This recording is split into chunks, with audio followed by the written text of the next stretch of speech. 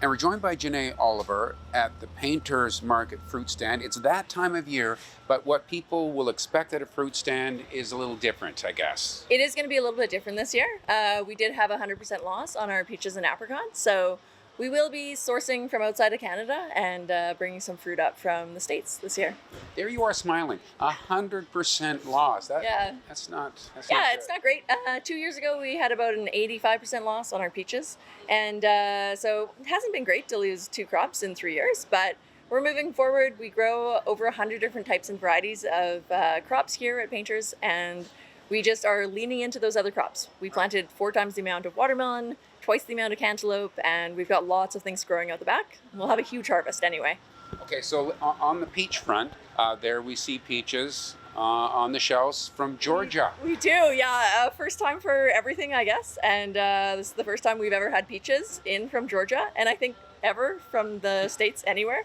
And normally our store is 100% BC grown and BC made, and this year's going to look a little bit different. So Yeah. we actually did an Instagram poll, and 75% of our customers said yes to bringing in peaches from the States, and the next day we had peaches in from Georgia. So we're changing as we go, and that has to be with any business, I think. You have to be flexible and change to what your customers want. And on the bright side, I know that cherries are down by about 75%. They're at about 25% of normal year. Yeah, I'm having the grower that we work with down in Osoyoos has a very good crop, so we have a great supply of cherries coming in the next couple of weeks. I can see them behind you. They're looking good. They taste so delicious right now. They're the first cherries of the season.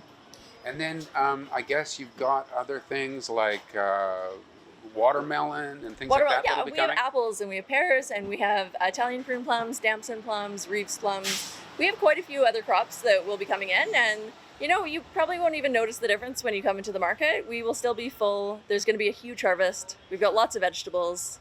In your orchards, I guess you've got decisions to make. I guess some trees, Replanting.